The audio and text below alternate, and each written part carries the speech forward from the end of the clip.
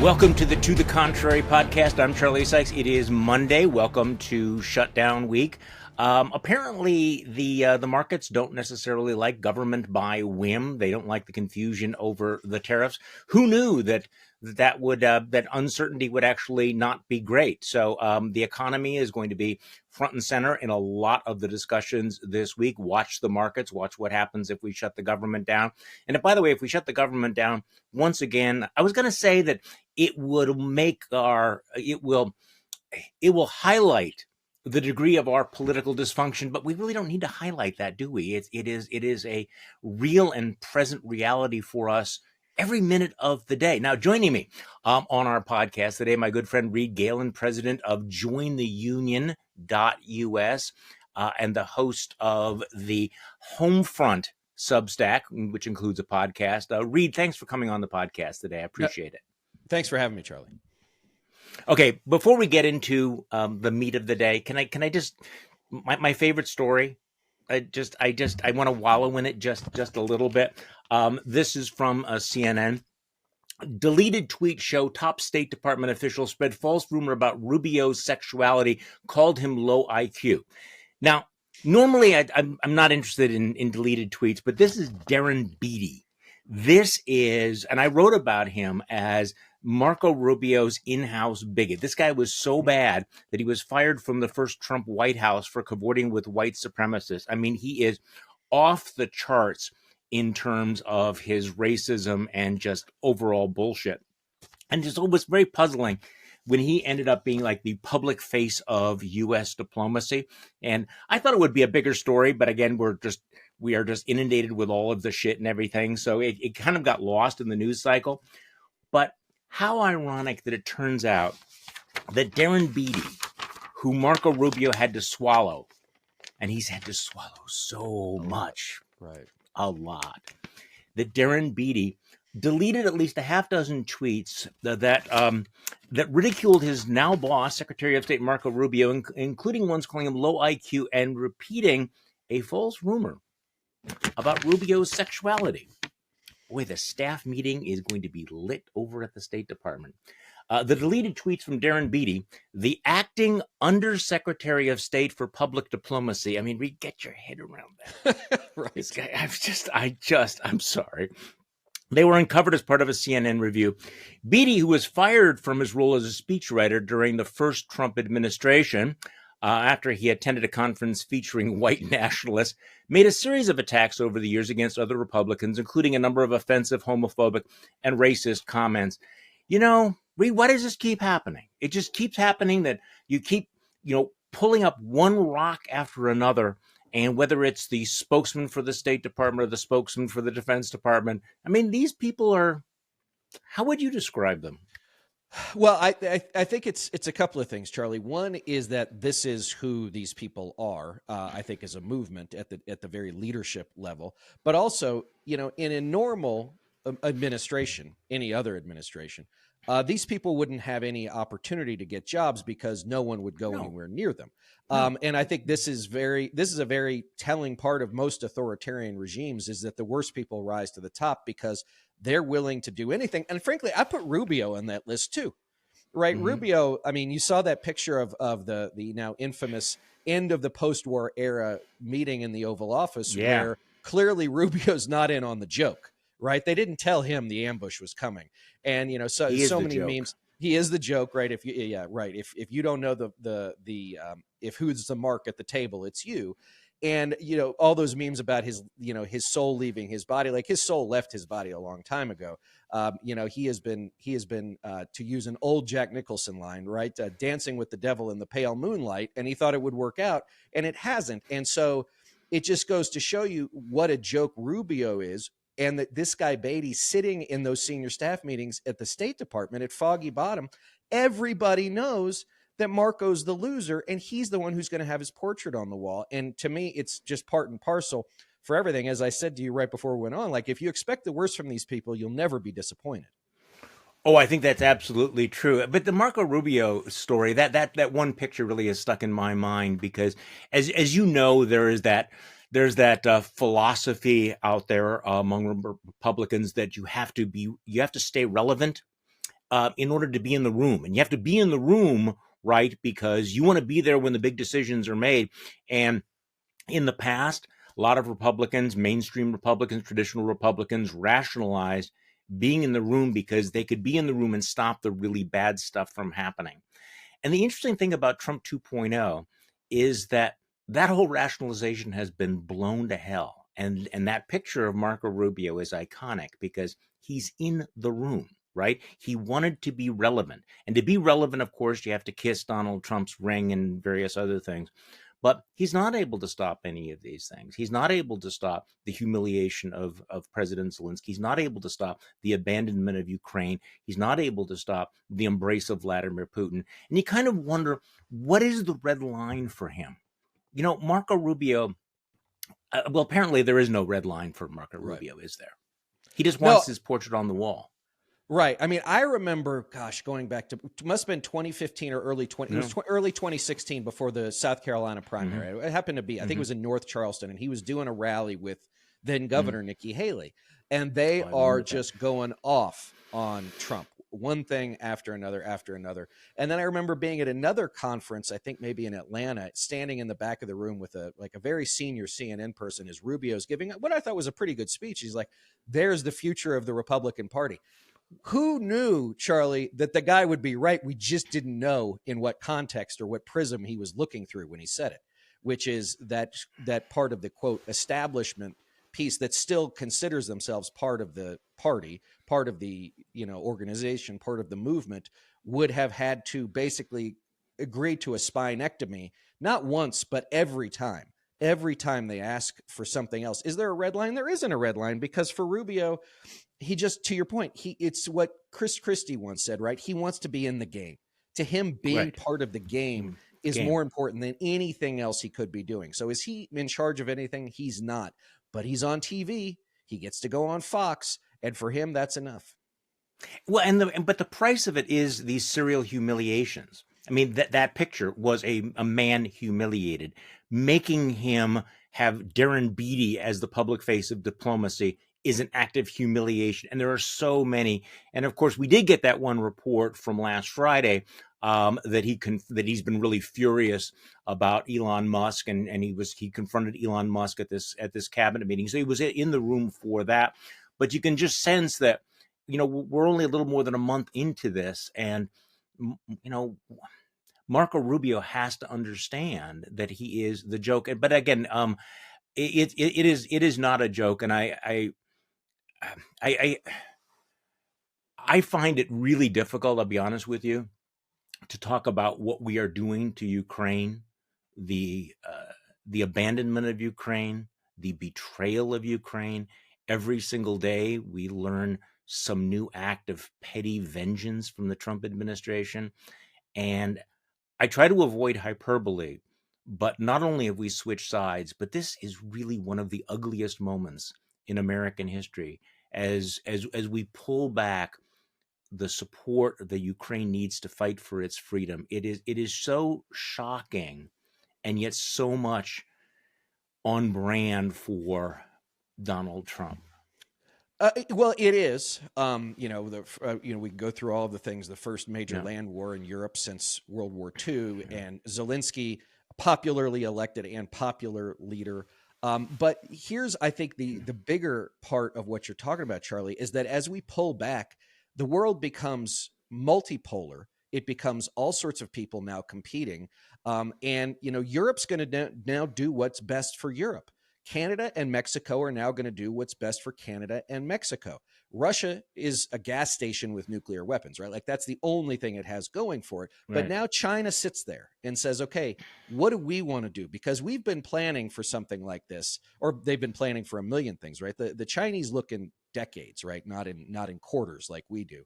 And now this is a much more dangerous world for the United States and for its citizens. I saw, maybe I was listening to a radio interview, and a woman said, is my son going to get drafted? And this is the kind of thing that happens when you have feckless people running the government, but also they're very bad actors, to your point. Like Trump and co are bad actors. They are happy to do this. And now you're going to be, the equals of Russia and China and the Iranians and the Saudis and everybody else. And some of these people, right, like the Panamanians, maybe they look to China. The Ukrainians, maybe they look to China, right? China's got plenty of bullets. They got plenty of missiles, right? I assume the Ukrainians would be happy to trade some grain to China for some more guns and some more tanks. And so now it's just one of those where somebody said to me, very senior in the intelligence community, if you were sitting in Beijing or the Kremlin, you couldn't decide how to dismantle America and the post-war era Right. better than they're doing it all by themselves. No, if you worked up a blueprint, what could you do to destabilize America, to destroy America's role as leader of the free world? It wouldn't feel much different than this. But to your point, the world is getting more dangerous. Does anyone credibly think that we would defend Taiwan if China decided to No. seize it? I don't think so any longer. The Poles are beginning to realize that they may be next. That Europe, is I think justifiably alarmed. We are going to see, and I think maybe this is positive, that the Germans are going to be rearmed. But imagine being on the border of Russia right now, and what the world would look like if, in fact, Ukraine would fall. If Right. you're in Moldova, or you're in Estonia or Latvia or Lithuania or Finland or Poland, what must the mood be like right now, knowing that you can no longer count on or trust the United States of America? Well, that's a couple. There's a couple of good things there. Well, good things to bring to expand on. One is to your point about the Poles or the Baltic states, like or the Finns, right? They have lived through this. My guess is Mm-hmm. they're not going back, right? Like, No. and we should No. also just note that like the Russian military has not acquitted itself at all well in Ukraine, and that's not just simply because of the Western aid that has poured in, but because the Russian military has been denuded by incompetence, corruption, and all the other things. They're not importing North Korean cannon fodder because things are going well. And so those Eastern European countries, like they're not going back. And I think seeing the Germans and seeing Yeah. the British and seeing the French saying, I mean, even when was it Maloney, the PM of Italy, right, is taking the Right. side of Ukraine, right? When everybody says, oh, maybe she's sort of MAGA light or whatever. She's a No, surprise. Yeah. yeah, she's Yeah. very much like this. I think the other part too, talking to another friend of mine in the national security space, is what's to say that the Swedes and the Norwegians and the Finns and the Poles are like, you know what? Maybe it's time to have 2 or 3 of our own nuclear warheads. Maybe it's time for us to do that because they don't need ICBMs, Charlie, right? They just need like the equivalent of a better Scud missile, right? We're not talking, suborbital or orbital. We're talking 200, 300, 400 kilometers that they need to lob something. And so now you get into a very nasty world where like if the Indians and the Pakistanis can do it, right, then you don't think that highly technologically advanced Northern European countries could figure out how to do that with nuclear reactors and refined uranium and everything else?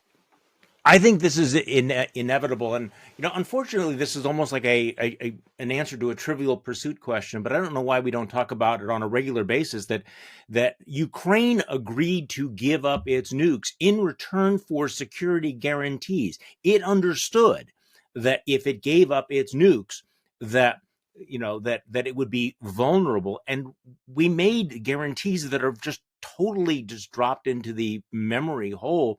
So yes.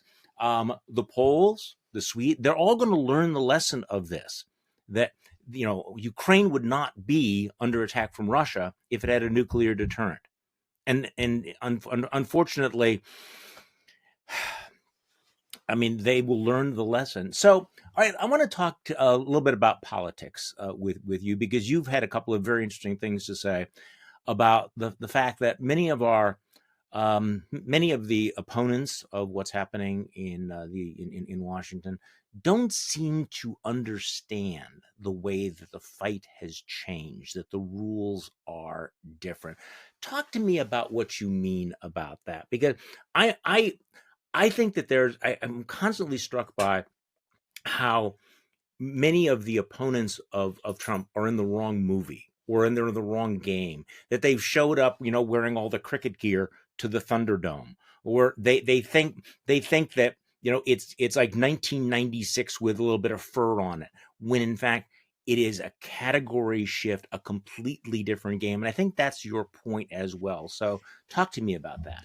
Right. So I think some of it goes back to, even our earlier days in what we would have called the old Republican Party, Charlie, the old conservative movement. Look, Yeah. I mean, I was lucky enough I started in American politics up here, right? Because I started working for George W. Bush when he was the governor of Texas, right? So like I didn't have to come through a lot of, sort of activist ranks. I mean, I went back down into different campaigns, but a lot of the stuff that we just sort of took for granted, whether or not it was Rush, whether or not it was, the moral majority and Jerry Falwell and all the other stuff, Yeah. right? What I didn't understand until I left the GOP was that, and we've just seen this now. There's a story in Axios this morning that Trump and his people are already raising $500 million for the midterms, right? Which of course Elon could just wire the money on that. But the point is that they see politics not as by election cycle. They see it 24/7, 365. Just like, the old, Nick Saban Alabama football teams, they just reload, right? Every time it's like, okay, that election's over, but like we were doing stuff before election day and we're still doing stuff after. And it includes not just campaign money, but all of the front groups and all of the Charlie Kirks and all of that stuff that goes to continually pushing forward. And remember that they've spent 50 years doing this to just barely win last year, but now they're in charge. And so they're going to, Steve Bannon said this all the time, right? If you have your foot on your opponent's neck, you don't let them up, you push down, right? And that's what they're going to start doing over the course of the next 16, 18, 19 months. And so what our friends, I think, unfortunately don't understand is like they're holding up signs, during the State of the Union address. Like they're still arguing about like this or that. What was that? Right. And my point is like the fight is not in Washington, D.C. Guys, we lost that battle. Right. Now, do you have to highlight the things that are going on? Do you have to point out the worst that's going on so that it hopefully gets down to the American people? Absolutely. But we should understand a couple of things. Charlie, like the 2026 midterms, we should not have any assumption that it's going to go any way we think it's going to. Between what they're going to do with, screwing with voter laws and reducing the amount of money that states are getting from the feds to help run elections. As you know, elections are local things. They're run by oftentimes volunteers. Trump has gutted CISA, the part of DHS that was responsible for pushing back against misinformation and disinformation coming from places like Russia. Hegseth has gutted all proactive cyber operations against Russia. So and then you go back to that, 24/7, 365 media operation, which, Fox gets the most attention, but it's all of these podcasts and all of these people, and they all go down to the local level. And so if we, as people who care about the Constitution, don't get back to where we need to be, which is talking to individuals and figuring out for our Democratic friends why 3 or 4 or 5 million of your people stayed home, right, when they knew what their options were. And they said, my option is not to even choose. I think we really have to get in the game where we are. And look, I understand that there's a lot of purchase with a lot of angry people about they're fleeing MSNBC and they're fleeing CNN. They're looking for someplace to get that dopamine rush to say you're angry and it's okay to be angry. But that's sort of a mirror image of the right. And the question is how do you encourage people? How do you get people who are already disconnected or disengaged, who aren't listening to you and me, who aren't listening to the podcasts of whoever's rising through the ranks? And for me, it's just, again, a fundamental misappropriation of time, a misallocation of resources, and a misunderstanding of the world in which we live. Okay. So everything you have said has been alarming and I think on point, but how do you counter this? Okay, so we agree that holding up paddles in the State of the Union non-address is wimpy, but how do you answer all of this? What is the strategy? Well, it's the right question, and I think this is the other part too that's so frankly unsatisfying, is that it took us a long, long time to get us in this hole, and we're not going to climb out of it quickly. And so it has to start. But we have to. We have to. So for me, it has, I spent most of the fall on the road in target states talking to voters. I mean, 10 years ago, Charlie, if you had told me, this is probably the same for you, that I'd have been out canvassing for Kamala Harris, I'd have thought that you'd gone and hung out with Aaron Rodgers someplace, right? I just don't think I would have believed it. But here we are. And what I found was whether or not it was in wealthy neighborhoods, in the Research Triangle in North Carolina, or, tough black neighborhoods in Grand Rapids, Michigan, right? There was a level of, yeah, I'll do what I have to do. I'm not really happy about anything. And the truth is, one gentleman I spoke with on a Saturday, he was just getting home from work, right? That tells you one thing right Mm-hmm. there is the Mm-hmm. parties are two sides of the same coin, and they both got snakes on them. I don't like Trump because, he's all about himself. Harris is the lesser of two evils. Like, Charlie, that guy didn't vote, right? Yeah. That guy has no reason to be Okay, so connected to a let's political talk about this platform. elephant in the room, because we're talking about millions of people Yeah, who are Democrats who might have voted for Joe Biden, 4 years ago, 5 years ago, right. but they did not vote. So I mean, that amazes me on so many different levels, because there's nothing about Donald Trump that we did not know, that we did not say, that was not exposed during the campaign. He ran as pure, undiluted Donald Trump. And Mm-hmm. yet millions of people who would normally vote for Democrats decided it was not worth coming out. Now, was that a Republican success in suppressing the vote, or a Democratic failure in inspiring the vote? I would say both. I would say both. So there's a friend of mine who's a very outspoken activist in the African American community. And he said a couple of things to me. He said, one, don't come to me with your democracy because I've never seen it. Two, Mm. don't come to me with your boogeyman because it's all we've ever known. Right. The third thing he asked is, what is the unemployment rate for black men in my county? I said, I don't know. He said 18%. Mm. He said, what would happen if the unemployment rate for white men in this country was 18%? I said, we'd call it the Great Depression. Right. And so what I think the Democrats, from my perspective, and I'm happy to say this because I'm not a Democrat, is that they have lost the purchase with their own people. I talked to another activist out of Minnesota who said, I felt like we didn't even have standing to be at the door when we were talking to them. And so this is why, what I don't But understand, how? Charlie. What are we talking about here? Because the unemployment rate was very, very low. What could they have done to address this? Do you think the Democrats should talk more about black unemployment? Is that the point? I think it's less about, issues matter, but as you know, Yeah, campaigns are rarely about issues. They're about values. yeah, And I think, yeah. to me, the Interesting point. 2024 strike point, Charlie, was not economics, and it was not necessarily values. I think it was frankly elitism. I think there were a lot of people who feel like that the Democratic Party doesn't care about them, doesn't share their values, doesn't share their issues. I would make an argument, Charlie, that whether or not it's the Indian American or the East Asian community, Yeah, the yeah. Latino community, or the Black community, far more culturally conservative than the Democratic elite. Far more culturally conservative. Not socially conservative necessarily, but there's a culture. And so I think that's part of it. I think also, what we used to say, and we were very cynical when we said it, was, as Republicans, like the Democratic Party's taking you for granted. I think that might have actually caught up with them. I think Oh, that might have actually, yes.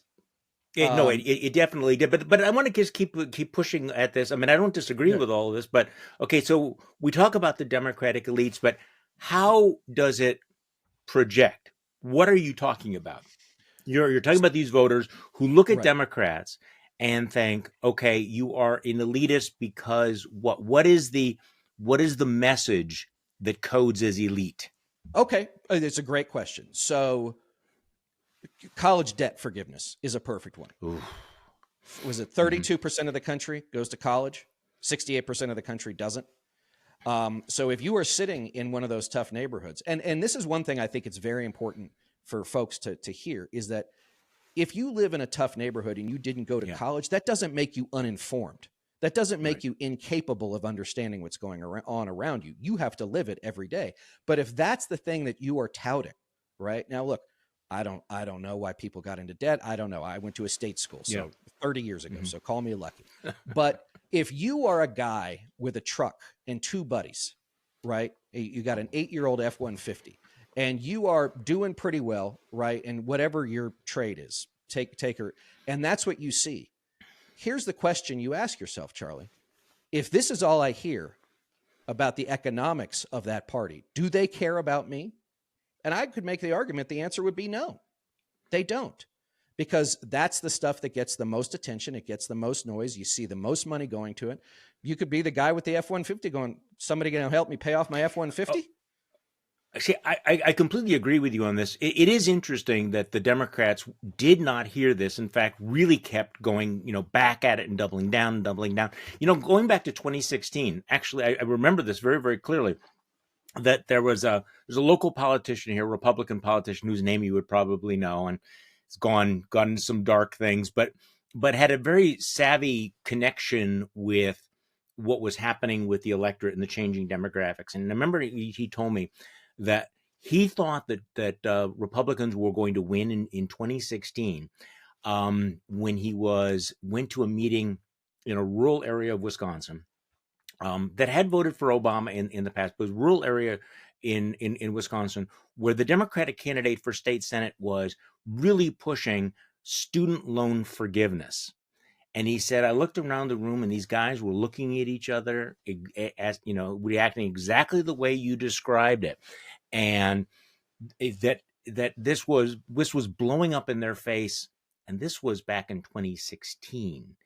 And somehow that has never gotten through. That, okay, there are a lot of people out there with a lot of economic anxiety. That's real. Lots of debts, lots of credit card debts, lots of car debts, mortgage, all those payments, medical debts. And the only debt that we're talking about forgiving is the college student debt. Mm-hmm. And I don't know. There are a lot of other issues that that code that way as well. But let me just say this. So I brought this up at a meeting of very well-heeled Democrats last fall, and I said, "How about this? How about you just break the system that created this in the first place, that is driving up the price of college and everything else?" And they're like, "Oh, we couldn't do that." I said, "Why not?" They said, "We'd have to take on the banks and the university." I'm like, two perfect opponents, two perfect opponents. Who looks at their bank balance every day and goes, you know what? I really love Wells Fargo. God, I love Wells Fargo. Right? Nobody. I mean, unless you got a lot of money and they do well for you. But the point is, like, very few. It's the same thing with like gasoline, right? Nobody goes to bed going, man, that Exxon gasoline, Charlie, that's the best gasoline. Right. And so that's part of it. And, you get, look, you've been part of these salons and these discussions. They get very like high-minded. They get very down the nose very quickly. Right? Because you're in someone's beautiful home in Georgetown or whatever it is.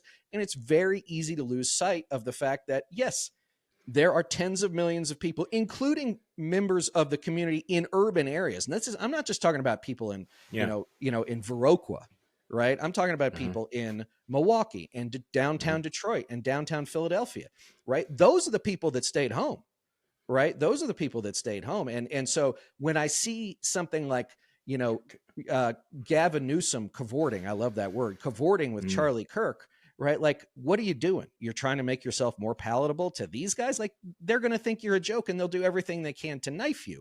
And then on the other front, you see, okay, well, if you voted for Trump, and you're just an individual voter, an average voter, right? I'm happy that your grandmother's Social Security is going to get cut off because you're a mouth breathing nitwit. Like, you're talking to the wrong people. Like, the people you need are the millions who stayed home last year, right? You're not going to get the MAGA guys. They're not coming to you ever, right? And the few that might peel off are not going to peel off to anybody who thinks they're stupid. Because for me, and I don't want to get too like philosophical on this, Charlie, is like, if you have chosen to leave Donald Trump after voting for him for 3 times because you see what's happening, right? That is a pretty significant psychological journey. Right? Because you have been on the inside for so long. What that person is looking for is someplace to go. And if the only other place they have to go are a bunch of people going, you're a moron, you should have known better, what are they going to do? Are they going to go hang out with the people who think they're a moron? Or are they going to go back? So this is kind of the story of the prodigal son. How do you respond to this? And we've wrestled with this for the last 10 years now. Yeah, the whole fuck around and find out meme on social media is not terribly welcoming. So look, I mean, how should we be reacting to somebody that's gone along with everything? I mean, they have swallowed everything. all of Trump's insults, all the racism, all of the reactionary politics, the hypocrisy, the graft, the the sucking up to Vladimir Putin, and now they're going to come around like, wow, I didn't think the leopard was going to eat my face. I just got laid off from the VA, or I just got laid off from the Forest Service. And we're supposed to say, what, welcome? I mean, this is hard. Let's admit this is a little bit fraught here. Last week, and I was bringing this up, and he said, I get it. He goes, yeah, it's really, really hard. He said, what I try and tell my friends is that if they encounter someone like that, swallow everything you can to be nice and to say, I understand, you're right, then go home and scream in your pillow, right? Like, like it's not, none of this is satisfying. Like this is, I think, a really good point about this. Very little of this is going to be satisfying, right? If it makes you feel better in the short term, great. But I think this is the other part too about dealing with authoritarian regimes, is they are like Jenga games. You have to pull these people out one at a time. They've been bought in bulk, Charlie. They're going to leave one at a time. And when they leave, we need them to come out, because the superstructure is tall, but it's brittle, right? And we're seeing it already, as you said. And so I'm not asking you to forgive anybody. Right. I'm not asking for you to say, well, MAGA's okay. That's not at all the distinction I'm trying to say. I'm just saying, like, if this person is willing to say, I made a mistake, the answer isn't, I told you so, moron.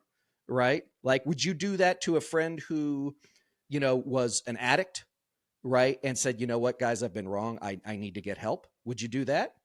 I don't think you would. Right. I don't think you would, because you wouldn't want that person going back to drugs or alcohol. You would want that person trying to find some place where they could feel safe enough to figure out where they were going to go from there. And here's the other part.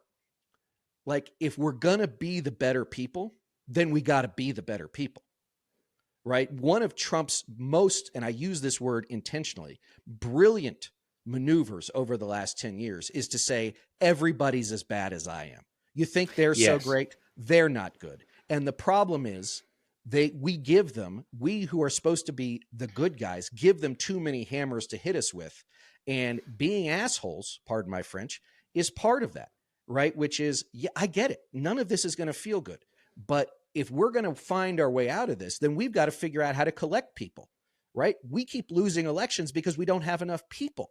We need more people. And we need to start at the local level, getting people together. I think even non-political and apolitical settings, getting folks involved in their communities, getting them off their couches, getting them off their phones, because this disconnectedness feeds on itself, which is, I don't want to be part of what's going on around me because it's too hurtful, it's too ugly, it's too exhausting. So I'll sit on my couch and look at my phone. Like, we got to get humans back together.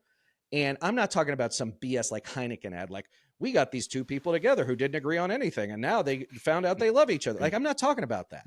Right? A lot of this stuff is not going to be on television. It's not going to be noteworthy, other than the fact that, like, last weekend in Pennsylvania, we at the union got 44 people together, right? 40. They had never met. These were all new people. We got them together for pizza, just to chat, right? And that community building is going to be, to me, the most secure but longest standing way we get out of this. Right. And I think I'm agreeing with you here. You also have to meet people where they are. And, for example, in my newsletter yesterday, I had a long piece, Trump's attack on Christianity. I understand there are a lot of very, very sincere Christians who believe that somehow that Donald Trump, represents some return. And I think that you need to, as opposed to just, talk about the dangers of Christian nationalism, which is real, you need to say, okay, if Christianity is important to you, let's go through what Donald Trump is actually doing. Let's talk about what he's doing to Christian charities. Let's talk about what he is saying about faith leaders. You have to go to people who are not going to change all of their values simply because of Donald Trump. And I want to go to something else you said. People need to think through, in terms of political tactics and reaction, the difference between things that make you feel good and things that are actually effective. And I think there's a lot of, I'm going to vent because, that this is my expression of my emotion, and I just want to throw stuff against the wall and call people idiots, as opposed to, okay, that may satisfy your itch, but does it actually accomplish anything? And I think that a lot of the politics that we see is performative. It's like, Mm-hmm. we're going to do something that makes us look good, the paddles, those kinds Right. of things. But I do think that people need to think through, okay, what is it actually going to take? What do you need to say to that guy from Milwaukee or Detroit who usually votes Democratic, but did not think that the 2024 election was worth voting in? I still have a hard time getting my head around that, Reed. So can we just go back to that? Sure. These are people who voted for Democrats. They looked at Donald Trump. They know who Donald Trump is. They saw him. They heard about him. And yet, unlike us, they were not alarmed or repelled enough to actually turn out. Why not? What did they see that we didn't see, or what did they not see that they should have seen? I think it's to me, it's very simple. Mm. They are completely disconnected from a political process they believe has nothing for them. That to them, it does not matter. If it's this guy or that lady, my life is not going to change. It's not going to get better, right? There has been so much fundamental change economically, socially, from a But what happened in the last 4 years that convinced them of that? Because we're talking about people who might have voted in 2020, and yet 4 years later, they wouldn't turn out to vote for Kamala Harris. What happened in those 4 years? Well, I think, that's a great question. So I think that there are a couple things. One is, again, we should go back to this. Who knows how much the MAGA media machine is worth electorally? If it's worth 1 or 2 points, that's enough, right? That's enough. If you are only showing up, and this is both a strategic and a tactical error, Charlie, from what I've seen working alongside Democrats for 5 years, if you're only going to show up to someone's door the Tuesday after Labor Day before an election and ask for their vote to tell them that the end of the world is coming if you don't show up, but their world hasn't changed for the better in 10 or 15 years, like, why do you think they're going to listen to you now? Right? You guys had 4 years. My life isn't better. And I think that a lot of this too is just this disconnection that people are feeling, which I think is real. Look, if you look at the statistics on the economy, right, the top 1, top 5, top 10% has done better than ever. But why is it then that, well, I don't remember the exact percentage, but let's just call it 40% to be generous, doesn't have $1,000 in case of an emergency? Or to your point, right? Like, why is Luigi Mangione seen as a hero, right? Because he is the expression, an awful one, an illegal one, a murderous one, but an expression of frustration that people have. And this is, again, I think something that Trump was willing to say, you're getting screwed. Now, he didn't say he was going to do anything about it. He just admitted that and allowed people channel that. Whereas I think with the Democrats, right, look, to their credit, they believe in governance, right? Good. They believe in good governance. The problem is that we are in an anti-status quo period, and we might be for the foreseeable future. And so if Vice President Harris goes on The View and say, what would you do differently? And she just looks blankly at the camera, right? What does that convey? I'm not going to do anything differently. Okay. So right now, Donald Trump dominates the news. He dominates the conversation. Right. One of the ways in which I think that perhaps some of our friends don't understand the nature of the challenges, Donald Trump understands it is a show. Mm-hmm. They think it's still about politics and policy. He understands it's about entertainment. It is about programming, and he is going to program the next 4 years. So here's a loaded question. If you're Chuck Schumer or Hakeem Jeffries, how do you counter program against that? And are they capable of doing it? I mean, I just feel as if the casting is completely wrong, and that's why you see some of this disconnect, because obviously the person who dominates the show has all the eyeballs, can drive the conversation. Right. What can the opposition do? What is the counter programming? Well, I think the first most important thing is for them to get over themselves, to think that they're better than this. They're not. They're not better than this. They're not very good at politics, but that's not a new thing. I mean, Charlie, I used to joke with my Democratic friends, like, I can't believe we ever lost to y'all. Like, after November, I really can't believe we ever lost to them, right? But think about one thing I've noticed what's really interesting about Democratic donors or professionals is they're always looking for the next one, right? They're looking for the next Bill Clinton, I should say. Okay. They're looking for the next Barack Obama. those two gentlemen very much understood the show.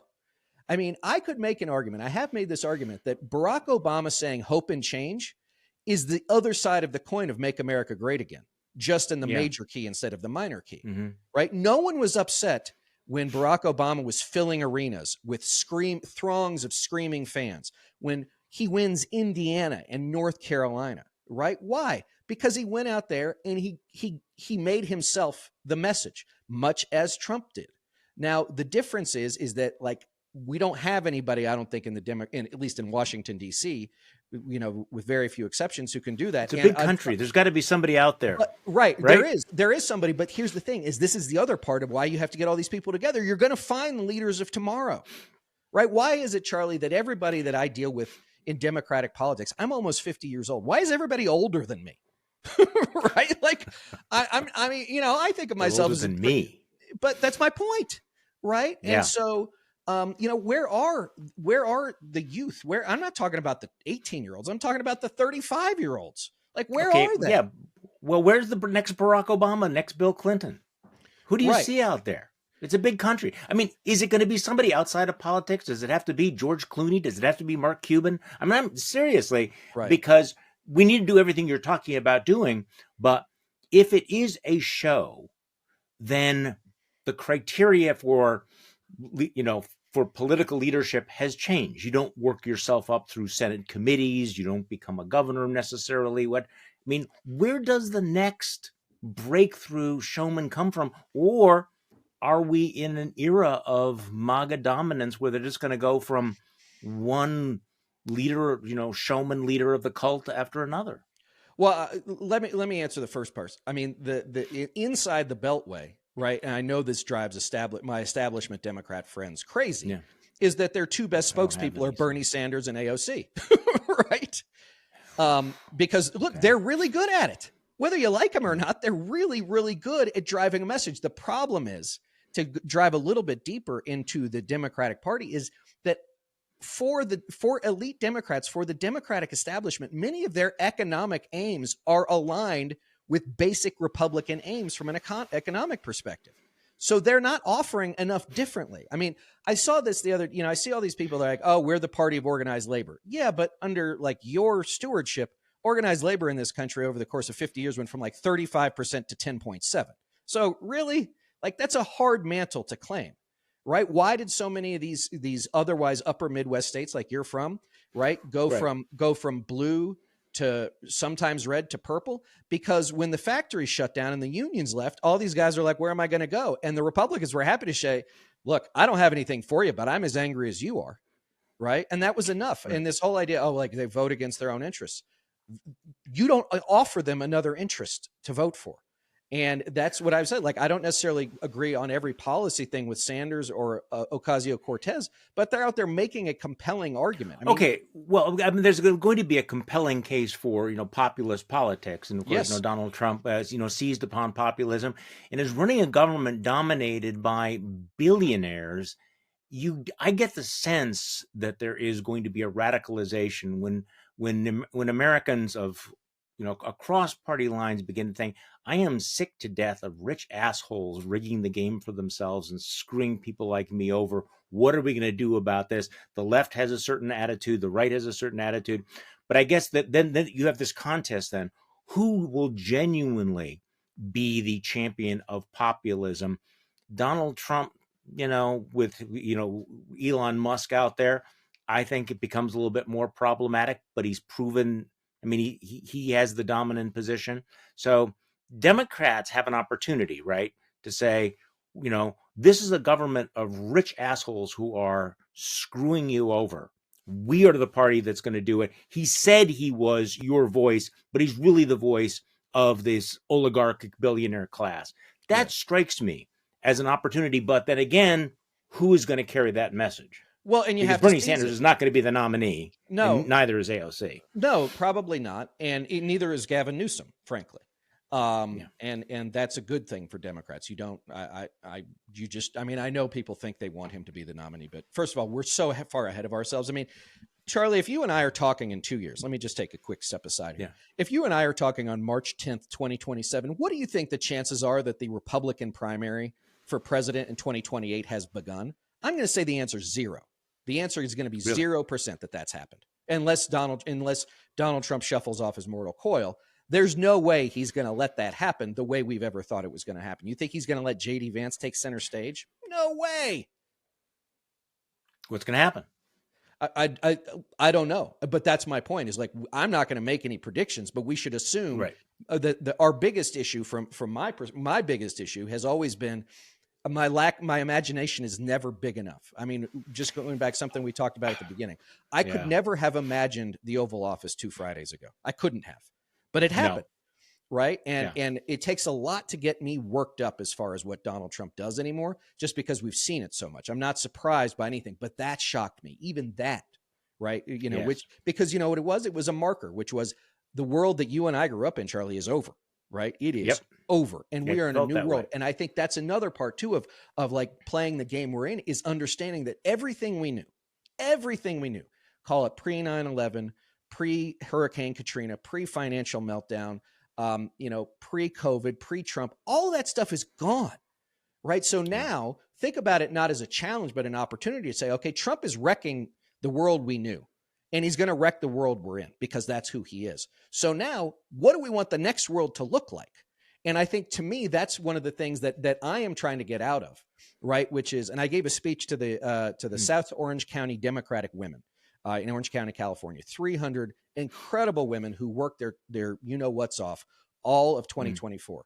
And I gave a speech. I actually wrote a speech, Charlie, which I'd never done before. I called it The End of Anti, which clearly being anti-Trump wasn't enough, right? It wasn't enough for individual voters to say, to your point, I know he's bad, right? Trump's discount rate on bad behavior is 100% because he's been a jerk in public for 60 years. Right? No one's surprised by any of it. So saying, well, can you believe what Donald Trump did? Yeah, I guess I can. So now the counter narrative has to be, okay, yeah, he's doing that, calling out the things like you said with Elon and all the oligarchs and everything else. But now you have to provide a proactive message that is different, not different enough, but different from what's on offer now. As there's, that old trope, right? You can't beat something with nothing. Well, what's the something going to be for the good guys and gals? No, you're making a really interesting point because I do sense that we are in a revolutionary age or about to go into a hyper-revolutionary age where all of these institutions, everything is in play. All of these values, all of these issues are going to be in play. So I do think that that's a possibility. And I guess this goes back to what you said earlier, is that people need to understand the rules of the game have changed. And to the extent that people are continuing to use old playbooks, they are not really in this game. Reed Galen, thank you so much for joining me today. I appreciate it very much. You can find Reed's work on Substack, The Home Front. And thank you all for listening to today's episode of the To the Contrary podcast. We do this 3 times a week. I think 3 times a week is a good number because it's more important than ever to remind ourselves that we are not the crazy ones. Thanks.